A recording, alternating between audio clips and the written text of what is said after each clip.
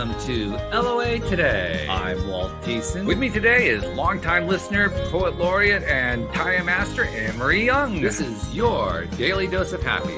We are so happy you decided to join us today. Louie isn't able to join us for this particular episode, but Anne-Marie, trooper that she is here despite the fact that her kids are in school, and as is so often going to happen with anybody who has kids in school, she's dealing with a sniffle today. But she's a trooper. She's on the show anyway. She got her nap in, so I think we're okay. We're going to be good for an hour, right, Anne-Marie? These things always make me feel better. You know that, Walt. Well, I think it makes everybody feel better. That's why it's your daily dose of happiness. That's why we do it. That's right. Exactly. And we're adding to the happiness today because we've had a stream of doctors on here lately. Have you noticed that? We've had quite a few doctors on, and we're continuing it today. Today is Dr. Priyanka Venugopal, who is an ObGyn. And she also is a person who, as a working mom, ran into a bit of a surprise one day when she realized that despite seemingly having everything, she wasn't happy. And part of it was because she was 200 pounds and she wanted to do something about it. And so she did, and she realized there are probably a whole bunch of, as she describes them, unstoppable moms out there who have a similar problem. So she decided to give them a hand, and she's here to tell us about it today. How you doing, Doc? Nice to see you. Oh, hello. Thank you guys so much for having me. This is awesome. I love it, and I love talking about this. This is so good. So we're going to let you tell your story your own way. I mean, I just gave the 10,000 foot view, but tell us what happened. Yeah. So I really think of my life. I have been a practicing ObGyn physician. I'm a board certified physician. And I would say, and I think maybe many people that are listening to this podcast feel like they have this good on paper life. And I would say my life, if you looked at it from the outside in, it felt like I had this good on paper life. I had these two cute kids. Of course, they drove me bananas like half the time. I have a supportive partner. And really, I would say even with my practice as a physician, I loved my patients, loved my colleagues. But at the same time, I would say that I felt very heavy in my mind. And not surprisingly, it translated to me being 200 pounds. And I think that the crux of this whole thing is I remember driving to work one day. My daughter was about 7 months old. And I'm pumping in the car. For any working moms who have had a baby, you're pumping while driving. I see you. I was pumping in the car while driving, thinking like, what is my life? Why is the number on the scale not moving? I feel like I'm trying all of these things. I've counted points and calories and it works for a minute. Here I am pumping. Like, I just felt so deeply frustrated that despite having this good on life paper that I had worked very hard for, I just felt unhappy in the sense that I felt heavy. And that was really when I started to learn and discover about the world of coaching and how our brains, our thoughts, our feelings are really driving us in how we show up. And I think that was really the beginning of me uncovering where my heaviness was coming from in my mind and learning how to understand that and become very aware of it and then solve for it created I was able to lose over 60 pounds, and I don't count points or calories or keep spreadsheets or any of that anymore. And I can say that I maintain living at my ideal weight with ease because of this work. And there's a reason. I could go on and on about this, but there's a reason that 99% of people will lose weight and then gain it all back. It's because they have not addressed their brain and their mind and what created that weight to begin with. So that's been a lot of my work. Okay. Anne-Marie, does any of this sound at all familiar, even just a little bit? It's literally my life. Okay. I've literally always battled with my weight, and I've, as you do throughout your life, but I've had my kids a bit older, and now I'm sort of going through changes in my body due to age, and my weight's really changed in the last couple of years massively. So this, definitely resonates. Yeah. And, I think that I would see this a lot in my practice as a physician. I would have women come in, especially, as they're transitioning from, into perimenopause and menopause, I think that what felt very like a very common story is it's my hormones. And I would get a very common question like, hey, Dr. Venugopal, can you please check my hormones? Because I'm doing all of the things. And if they pulled out their planners and all their protocols and spreadsheets, like they could probably list out all the things that they're doing. And they just wanted an answer. Is it maybe it's my hormones, maybe it's, and I think that we can feel the frustration with, if it's not my hormones, then what could it possibly be? And I think that that's the feeling of confusion that can be creating a lot of fatigue and a lot of heaviness. Absolutely. And I think a lot of mums also, they're so busy and running around looking after little people that they're not necessarily taking care of themselves. And I know if I'm really busy, really hectic, I'm not eating properly.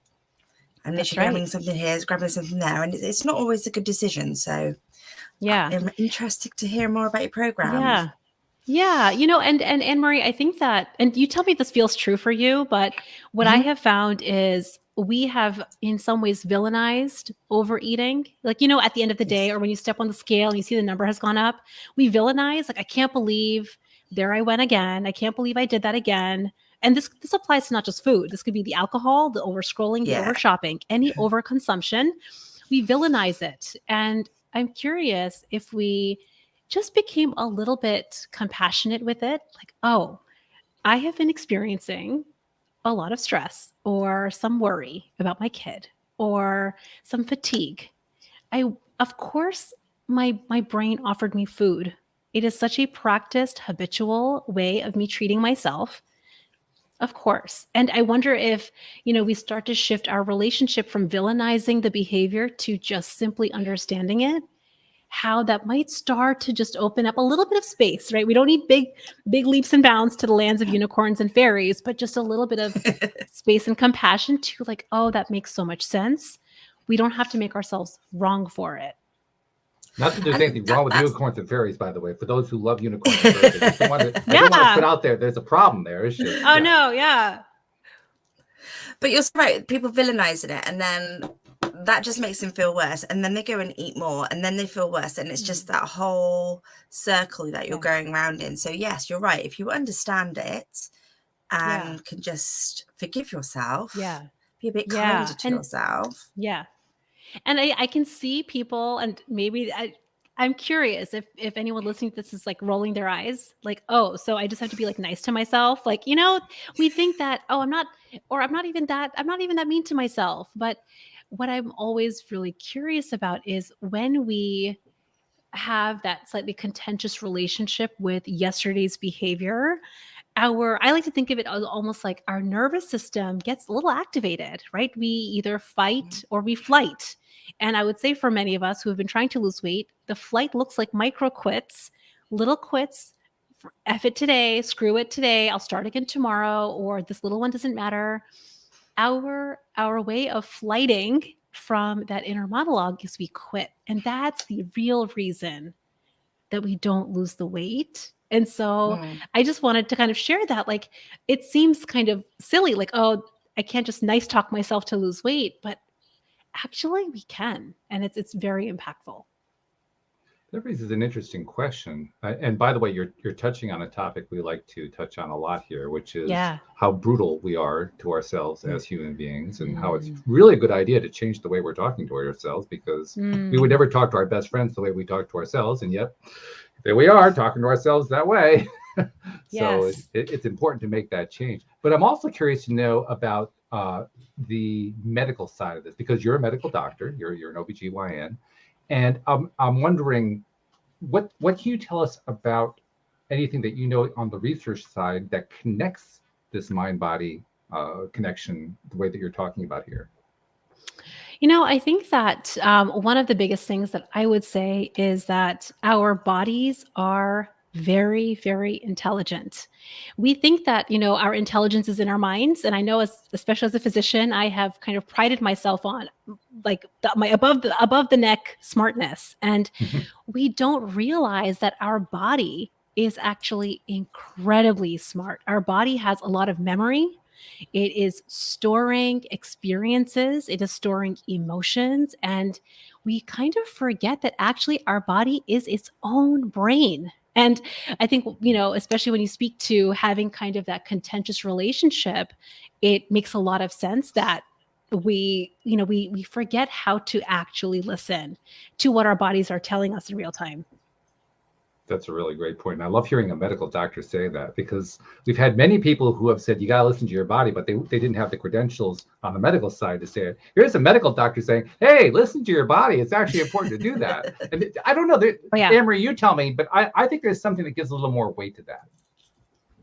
Yeah, absolutely. Because I think we're just our own worst enemy, and we beat ourselves up, like you say. And if you're feeling heavy in your mind, you're going to get heavier in your body, surely.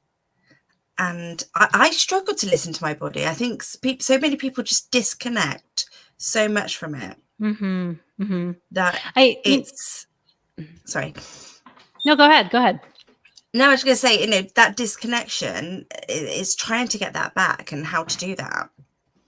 Well, I think that, what is also really interesting on this topic, which is why maybe you're surprised to hear a physician say this, is that so many of us high achieving humans have been trained in every facet of society, in every corner, that we should ignore our bodies. Think about all the times that you've been applauded for holding your pee on a long road, on like a long road trip. Like, oh, good job, you held your, like, we have been trained and rewarded for ignoring our bodies. I can tell you in medical training, absolutely.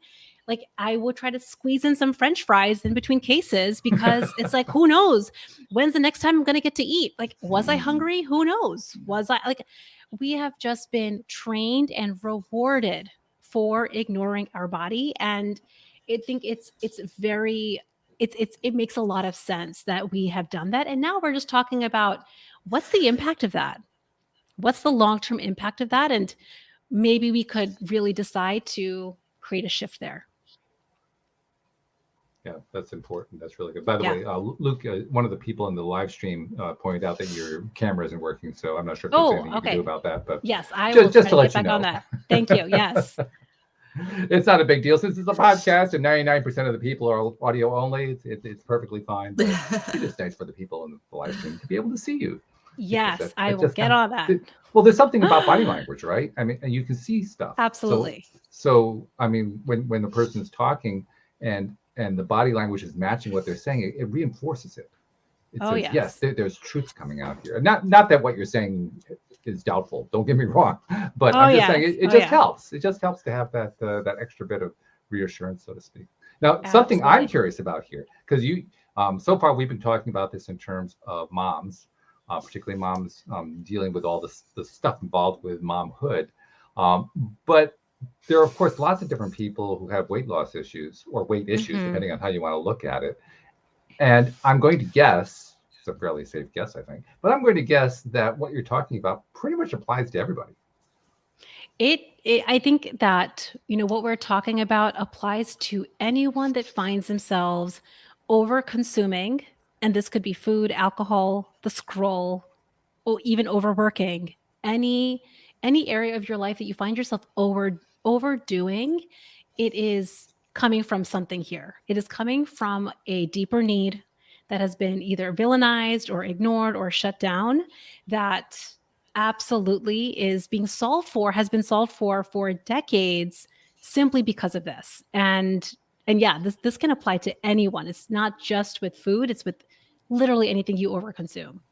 And let's be honest, the weight loss industry is a huge industry. It's a multi-billion-dollar industry, and it's got endless numbers of solutions. You listed a few: counting points, counting calories, counting this, counting that, counting just about everything. And when you mentioned spreadsheet, that's where I imagine a lot of people who, first of all, said, "Yeah, I've tried that," and second of all, it didn't work for me. And why am I even listening to even people talking about spreadsheets, because they're a waste of time? I mean, I can just hear those conversations going on in my head.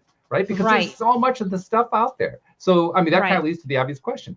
Where did you find the truth in all this? I would say that for me, I have been someone that deeply loves my planner. I love every spreadsheet. If you find a spreadsheet, I have tried it. If you've tried planner apps, I have tried all of it. And what I would say for me is, if that worked, if the planners and the spreadsheets really worked, I think we would have seen results of feeling lighter in our life. And so I can just say from my experience as a physician, from my experience as a working mom who loves planners and spreadsheets, and from my experience now as a mindset coach that really helps high achieving, ambitious working moms live lighter, I can say that that's just not where the solution is. If it was, I would have loved it because it would have been much easier for me to check things off of my list and follow my spreadsheet. It would have felt so much easier. It wasn't it. That's it. I mean, if it was that successful, it wouldn't be such a multi-millionaire billion industry, would it? Because people wouldn't have to keep going back to do it. They'd be fixed. That's right. That's right. And you can, and I would say time and time again, by the way, it says that my camera is on, so I'm not sure why it's not picking up here, but I'm going to keep playing with it in the background. But what I did want to tell you is I think that it does work. If you want to count points and calories forever, it will work. It's the reason that, I would lose weight every time I was willing to stick to my spreadsheet, my planner, but I would always, always gain it back because we never did the deeper work of actually uncovering what is it here that's leading me to live this heavier life. Counting the spreadsheets and the planners do not solve for that question. And I think that that's where coaching, having a coach that really can help you uncover that, I think that's what the spreadsheets are not solving for. It makes total sense to me. And it actually makes total sense, I'm sure, to our audience, because everybody knows who listens to this podcast, we always start with mindset. Where is your mindset at? And that's what you're talking about, really. Absolutely.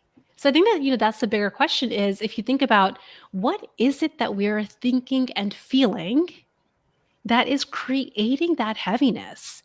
And I think for a lot of high achievers and a lot of people that want to create a lot, do a lot in the world, there is some flavor of perfectionism, some flavor of I have to do it a certain way. If I fail at this, if I don't do well, like we kind of finish the end of that story very dramatically. And so we put so much pressure on ourselves to be a certain way. It kind of takes us out of touch with really like where our what our deeper wants are. Yes. And how interesting too, that really, I'm going to call it a two-pronged method. I'm not sure exactly how you think about it on your end, but I'm thinking about it as a two-pronged method. On the one hand, it's focusing in on what your body is telling you.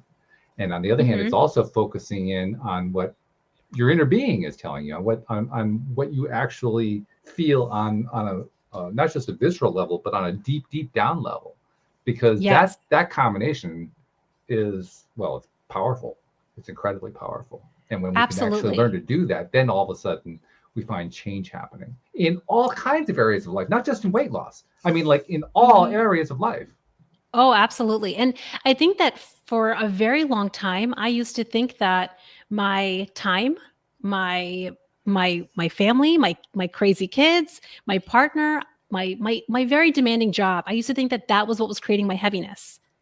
If I only had more time, if only my kids were better behaved, if only my partner was more understanding, if only fill in the blank, if only I had something different, then I would feel better. And that took me completely out of agency, out of ownership over power over my brain, which was what was actually creating the heaviness, right? Like really learning how to identify those thoughts, I think was huge for me.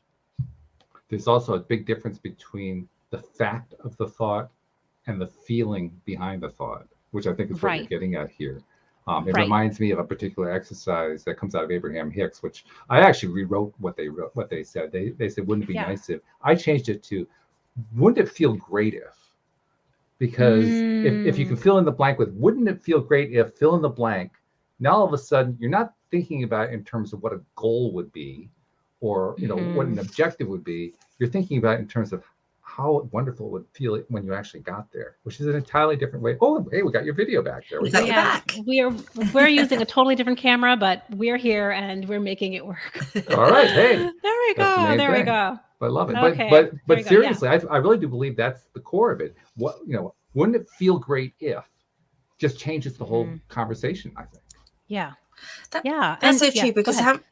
no, I was just going to say, how many people go, oh, if I was smaller, then I'd be happy. If I was smaller, then I'd be able to do more if I was smaller.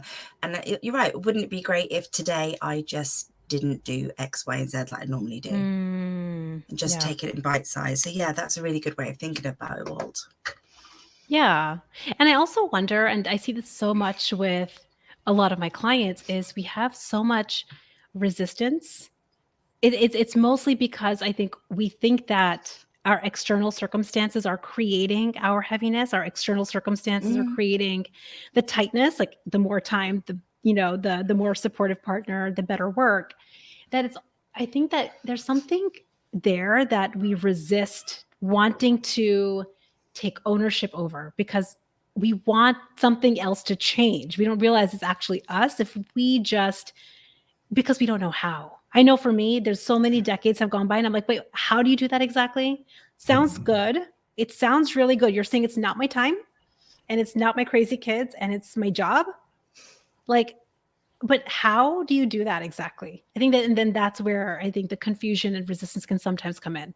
Sure, because we are trained, use the word trained before, and this is literally a perfect word. We are trained to think it's going to be solved by the outside circumstances. Everything has to be solved by an outside circumstance of some kind. Whether it's a drug, a practice, a way we're being treated by somebody else, what happened at work, what it doesn't matter. It's on the outside.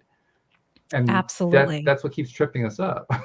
Absolutely. And here's the thing, I always want to validate, when that happens, because it would happen with me all the time. If I just had more time, then I would be able to lose the weight.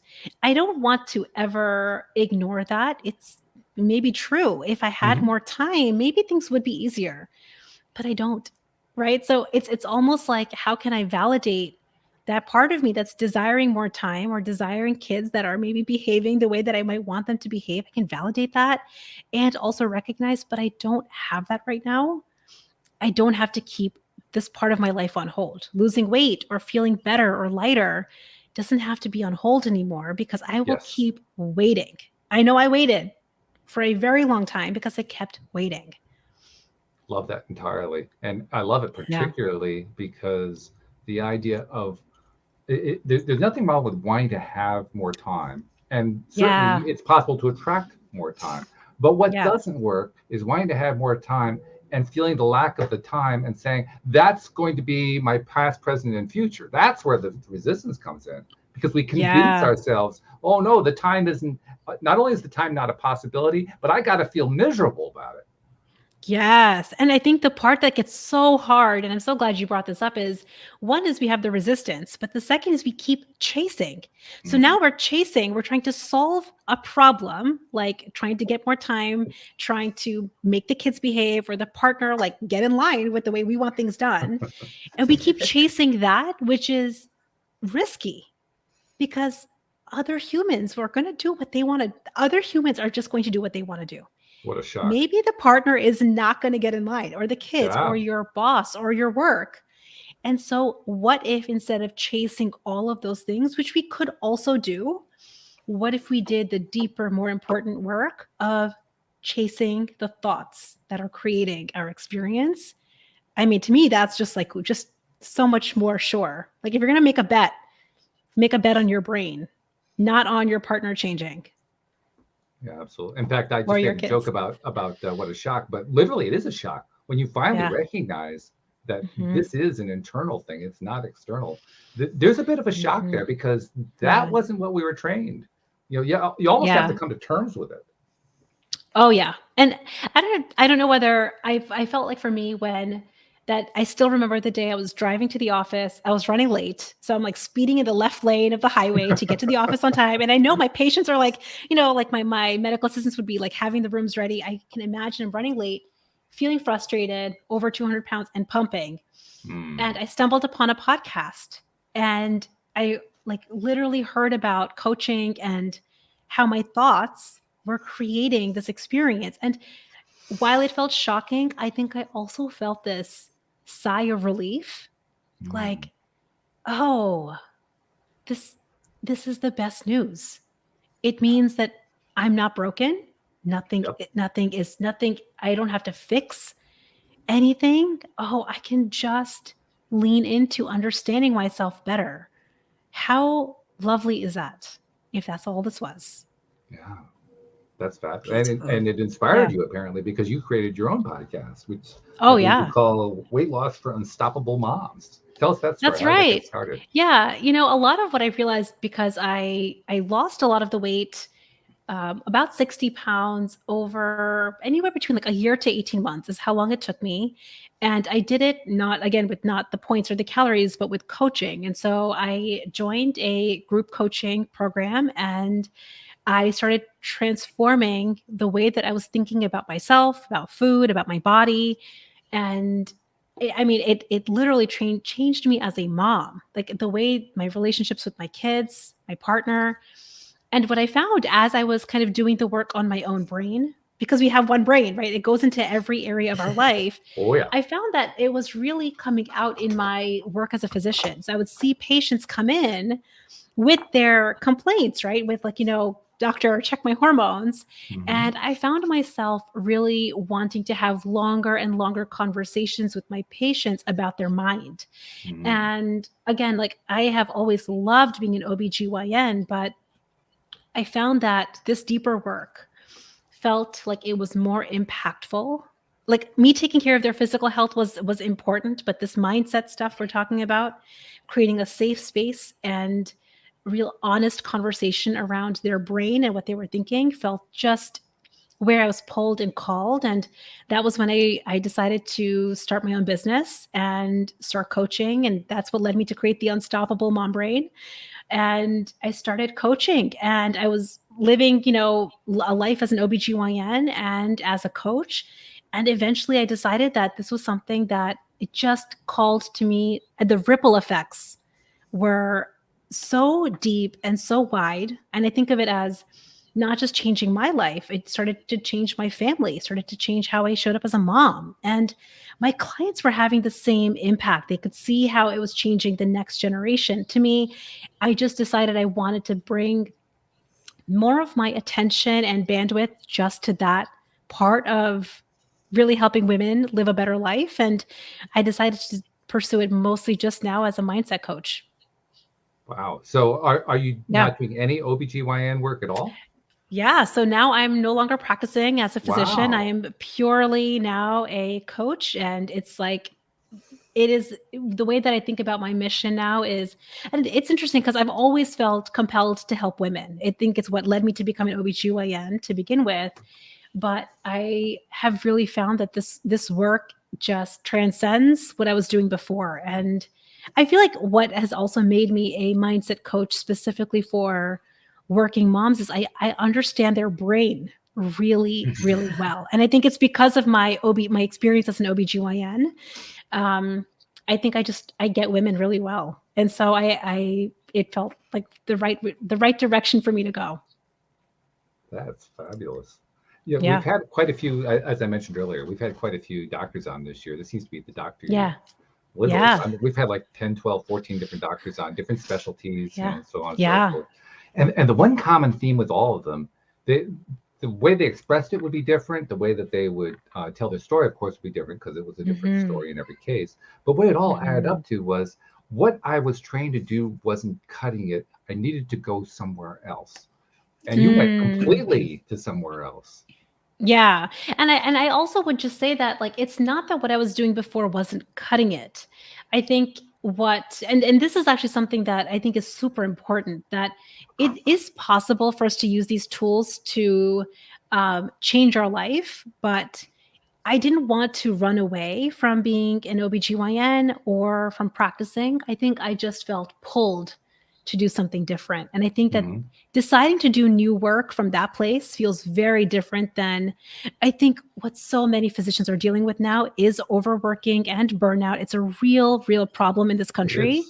And it's not surprising that physicians want to leave, but I also think that, and that's such a valid reason to leave being a physician. But I think for me, for my story, it felt more than me leaving for that reason. It just felt that I was pulled and called to just take a turn. And with the utmost love and respect for what I was doing before.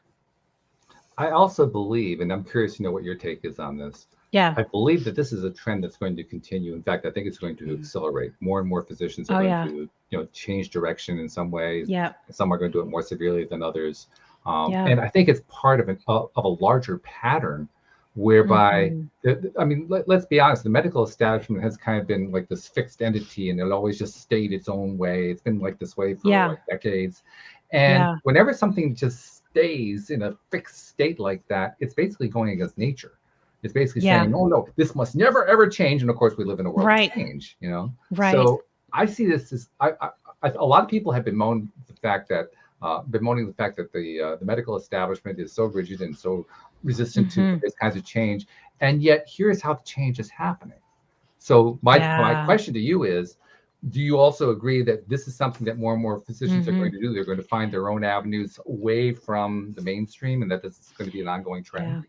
Absolutely. I mean, just even in like the communities that I'm a part of, there are so many physicians that are starting to pursue mindfulness in their own way, whether it's with coaching or personal self-development or discovering podcasts like this one, just starting to get curious around, I want to like do something different. I want to feel different in my life, because this can't be the end of it. This can't be all that there is. There has to be something more. And I think that I am starting to see absolutely that physicians are desiring it and they're demanding it, as they should. And it's coming out. So many more physicians are becoming coaches. And sometimes I think what's interesting is sometimes, physicians become coaches just for themselves, just because they want to hone the skill of self-coaching and really get into the personal self-development. But so many of them are finding so much fulfillment, I think, like me, in helping other people also discover, where their journeys can take them, and turning them into businesses and using it as a different avenue to pursue, I think, what we all want, which is for other humans to thrive. I want more humans to thrive and not just survive. And I think we're so used to surviving that we have forgotten that there's such a difference. So absolutely. So let's talk about what thriving is. I mean, it's great to hear. We love anything having to do with abundance around here. But when you think about thriving, what does thrive mean to you? I think that the way that I really think about it and the way that I talk about it is there are two areas that our brain can go to. One is survival. And I would say for many of us, we are operating in a low hum of survival mode. Low hum. And it's just like in the background all the time, where you don't even realize that you're in a state of survival. Yeah. And it gets to the point where you don't even recognize that you're in it, because it's like this low buzzing stress in your life all the time. Yeah. And I like to think about like your adrenal glands are just squeezing out a little bit of cortisol all the time. To the point you don't even notice it, because it's not, it's not like the lion is in front of you and you're like having like that kind of fight or flight response. It's just a low buzz. So that is just our normal primitive brain. Fight or flight, have to get it right. Better not make any mistakes. We have to figure the kids out. I need more time. It's like the constant state of chasing that we're just used to operating with. So I say that first before I describe what thriving is, because I think it's important to see the dichotomy that our primitive brains are designed to do that. And it's very strong. That reflex to go to fight or flight or operate from the chase is strong. It's normal that we've done it. But thriving to me means creating calm and safety for ourselves to know we don't have to do that anymore. Truly, to even explore what thriving is, which is going to be different for me and for you and for every listener. Thriving is going to be something a little different, but it starts with calming our nervous system to know we are safe. It's okay. There's no lion outside the cave here. Like, really, to see that but you would be surprised. Like, somebody can look at their spreadsheet going awry and it feels like a lion is outside the cave. Yeah. That's how, And that's why I was laughing, because I think every one of us can identify with the lion's out there, even though we know it's not out there, but boy, it sure feels like it's out there. That's right. And that's the part, speaking to what we were talking about earlier, that's the part that our body has memorized. Our body, as an intelligent brain, has memorized your schedule, your spreadsheet, your planner has become like the lion of your life. And it's like just a very memorized relationship. And so not surprisingly, it's just automatically where we go. It doesn't mean that it's right or bad or good. It's no labels. It's just where we're going. And there's an alternative. You mentioned the buzz. I think you called it the cortisol buzz. Oh yeah. I want just like imagine, like if you visualize your like a little cortisol squirting out every minute of every day. Think of what is happening in your body. Just think of it. If you really imagine that. What I was thinking about and what I was wondering is, do you think that that is a form of addiction? In other words, are we addicted to that cortisol? We're used to it. We want it. We want to have more of it, and we start basically turning it into an ongoing cycle. Yeah. You know, I think I think that, you know, being in a state of low buzzing stress is, rather than an addiction, I think it's a safety blanket. We're used to the hustle. The hustle feels like very productive and it feels useful. So to me, the cortisol almost feels like a safety blanket, but our mechanism to solve it, overeating, over drinking, the dopamine hits is addictive. So what we need to do, what we start doing, we're in the hustle, right? We're like going in survival mode. And because it's not sustainable, cortisol literally drives at a chemical level your desire. It drives you. I want you to almost imagine like you know that spreadsheet or the clock is like a lion. Your brain's like, oh, we need some resources. You better eat.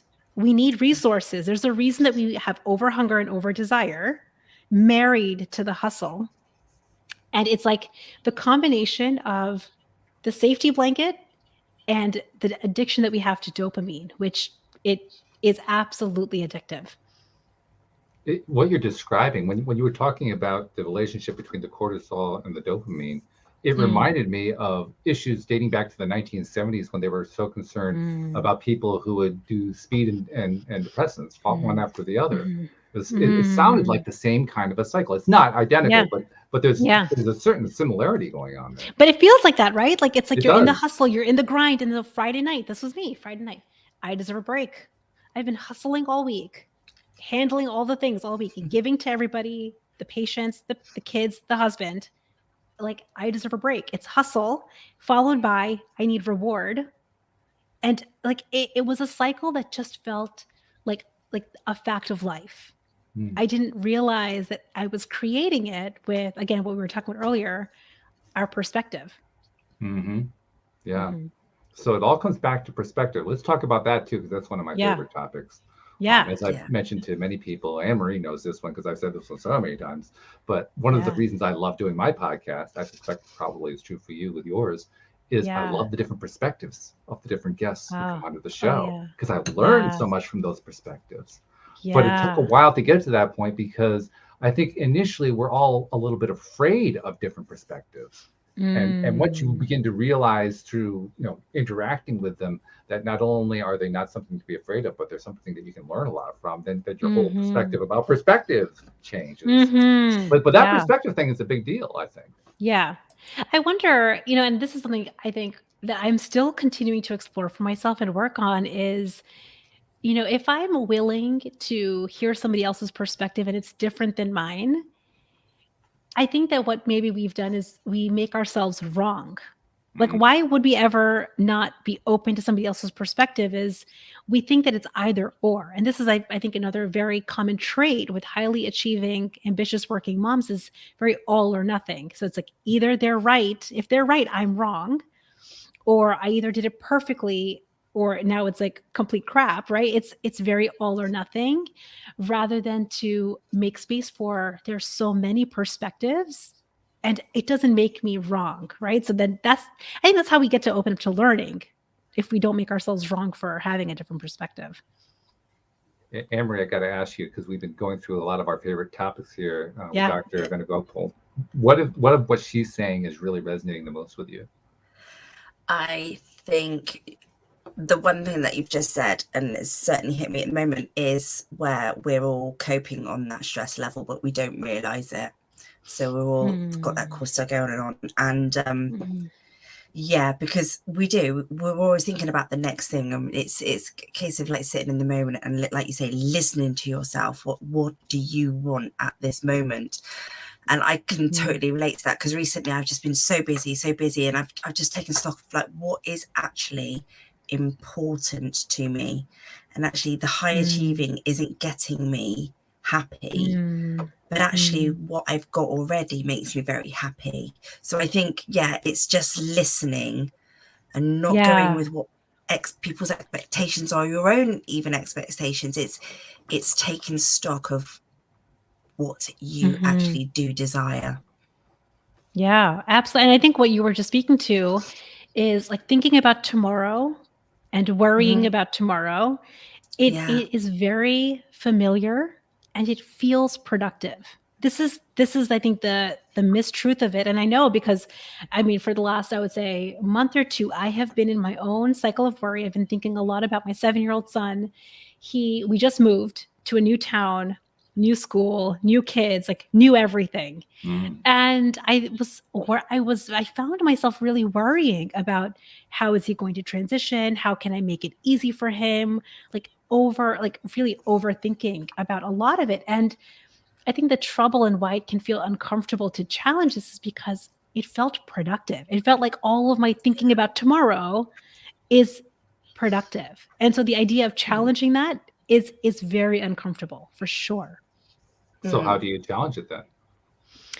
I think that a lot of what I talk about and what I talk about on my podcast and what I teach my clients is how to practice constraint. So there's a difference between thinking about tomorrow and strategically planning for tomorrow and researching for tomorrow. So like, I might think about my son starting school and how do I want to intentionally and strategically plan for it, and then constrain that to not an amorphous amount of time that just takes over my life, but constrain it and then catch myself when I find myself like, thinking about it all the time, to just very gently catching it, like, oh, that's just you doing the very practice thing you do, which is worrying about your kid who you love. Of course, we've already figured this one out. And knowing that, like, when you've made decisions in advance, when you've planned and constrained, you don't have to keep rehashing. I think that that's where a lot of the worrying comes from. We second guess and rehash and rethink about things that we could already just decide once. So it's kind of a combination of knowing how to constrain, which is a skill, and making what I call them brilliant decisions in advance. It's one of the pillars that I teach my clients. But how do you make brilliant decisions in advance? And then now all you have to do is go love that. Like, you don't ever have to think about it again. You just follow through with what you've already decided. What you're talking about there, I would also think about it as an expression of self-doubt when you feel like you have to keep revisiting it. It's a lack of self-confidence, really. Yeah, I came up with this thing, but I'm not.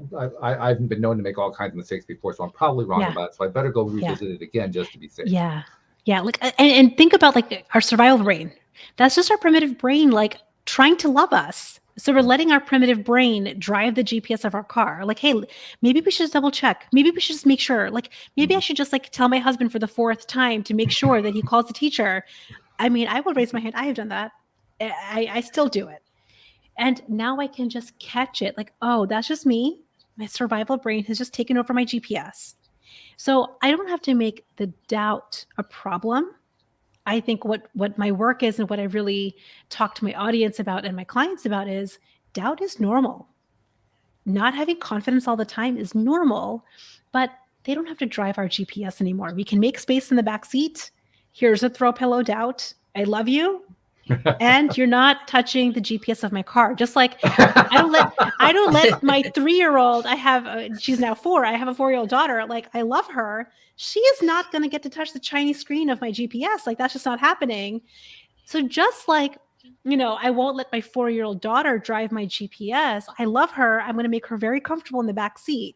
I can do the same with all of those emotions that are coming from my survival instincts: doubt, insecurity, inadequacy, stress, overwhelm. I can make space for them. They don't have to drive my GPS anymore.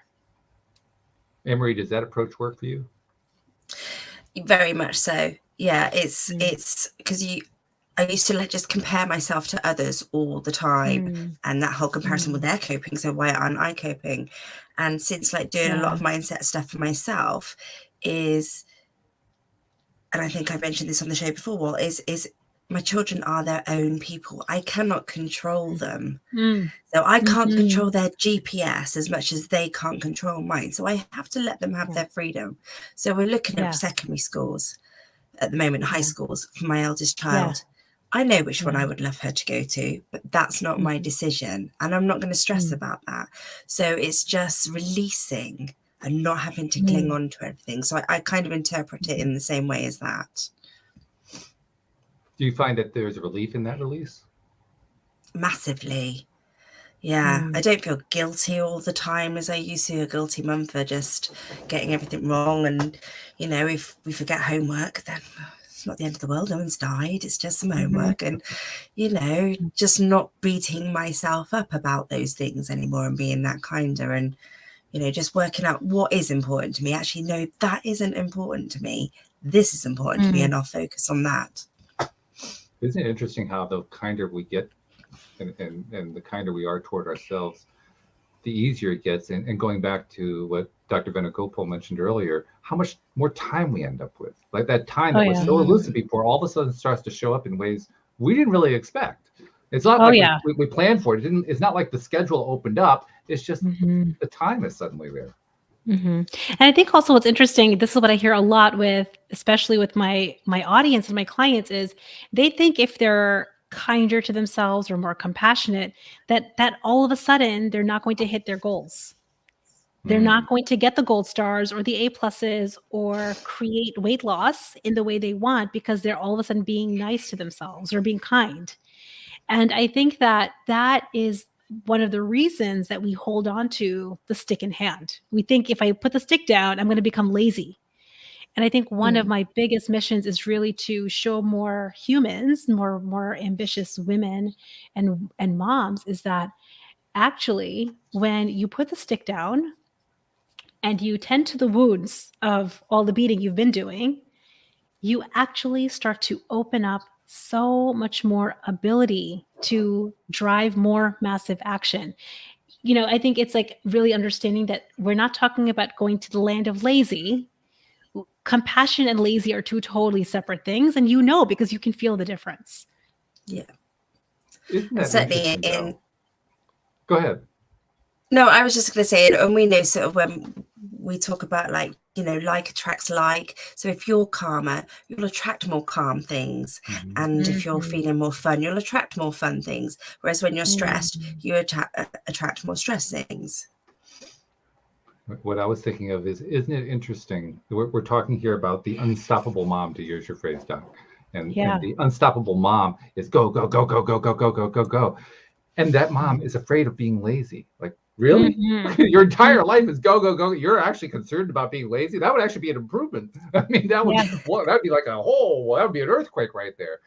And it's very uncomfortable. It's very, for women that have been hustling, it's very uncomfortable to slow down because there's like a restless feeling like I should be doing more. It's been programmed from every corner of society that if you're not doing more or producing more or creating more, that it means something about you. And I mean, I think that it could not be farther from the truth. When you actually learn what we're talking about, you get to actually show up more authentically as you, which is creating way more of what you want. Yeah, there's actually momentum that builds into it. I mean, it creates its own momentum over time. I think that momentum is the way we experience how difficult it is to make the shift, how difficult it is to buy into the idea that I can make these changes and not think of myself as being lazy. I'm just kind of slowing momentum down. Yeah. Because that momentum really just takes over after a while. It does. And that's actually the reason that I even, created a business titled The Unstoppable Mom Brain. I would see all the time in my office, postpartum patients would come in and they would talk about how they just had a baby and they forgot something maybe for their older child. And they would kind of, with some disregard say mom brain, as though like their mom fail was because of their mom brain.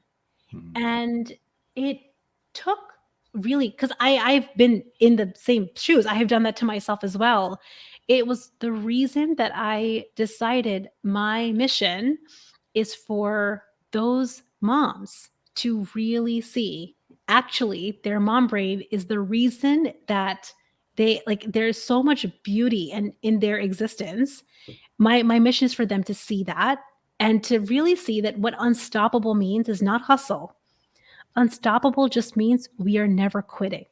So you have a dream or you have a goal, whether it's on the scale or in your relationships or as a mom or in your life, you don't have to hustle anymore, but you never have to quit. And that's how you create inevitable results on the scale or in your life. It's really very good.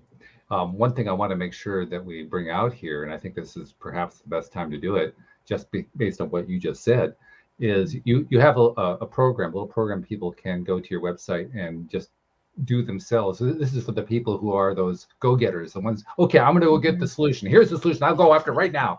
That's right. What we're talking about, right? And it's perfect for that kind of person. Tell them about that program you got.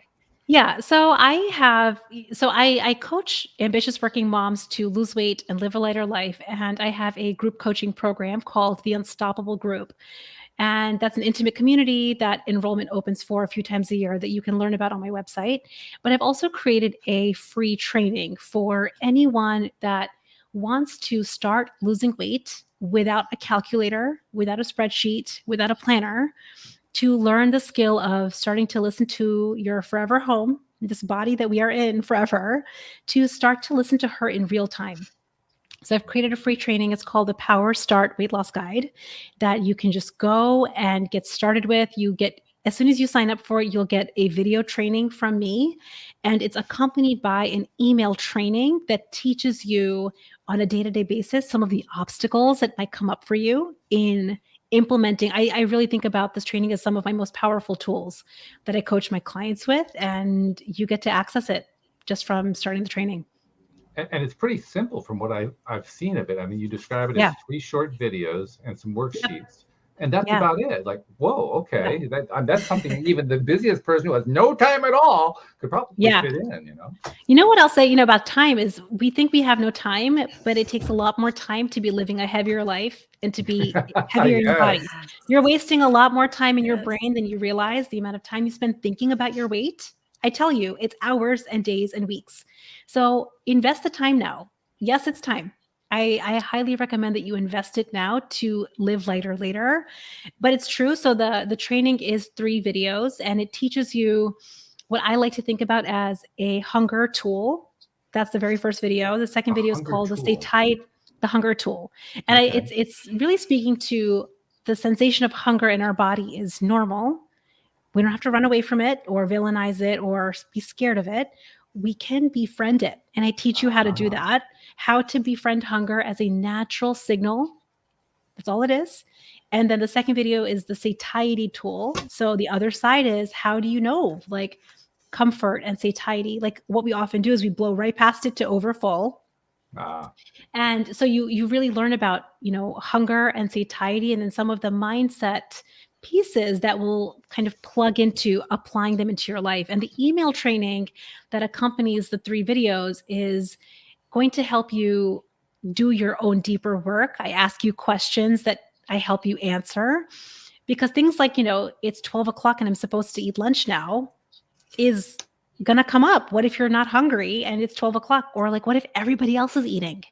Or what if, like, I have food on my plate and I don't want to waste it because that's terrible. It's terrible to waste food, right? There's so much that we have when it comes to ignoring our signals, and this training will take you through that. That's true. There are so many norms, societal norms that we attach to food and to weight and so forth. And they really can get in the way because we say, oh, the norm has to come first. Oh, yeah. Yeah, our bodies are not trash cans, people. We don't ever, ever. I always will say, like, if your body's not hungry and you hear yourself thinking, I want it, right? It's like, for me, it was the cheese crackers and glass of wine. That would be my wanting. If my body's not hungry, I don't actually want the food. So to really do this work, it means befriending hunger understanding, like, what is that sensation? What is it that I'm really wanting here if I'm not hungry? It's not food. The only way we know is if we allow ourselves to get to hunger. It's so fascinating how this just starts to create so much more awareness and really like a friendship with yourself. So Anne-Marie, let's do a little summing up here, and let's do it from the perspective of what you've experienced listening to Dr. Priyanka. How would you summarize what you've heard so far today? So I think I would summarize it that it's not about food. Your weight is about your relationship with yourself. Your relationship is about understanding and getting to know your body, and your health is your own thing. It's not about anybody else. It's not about what anybody else thinks. It's about yourself. How'd you do, Doc?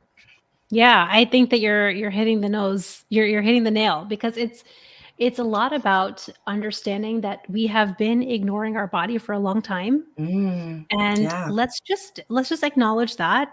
And, if it feels available, to apologize to her. Like, I'm so sorry. I'm so sorry that I ignored you. And I'm listening now. And what if we could train our brains and our bodies with something new? It's all that it is we have trained ourselves to ignore. And we could do the work with practice, I think, with coaching, with some of these skills and tools that we're talking about, that we can train ourselves to live lighter. Really absolutely good. And I love it when you said about the lunchtime thing, because like when I go to the office, they serve lunch between a certain time.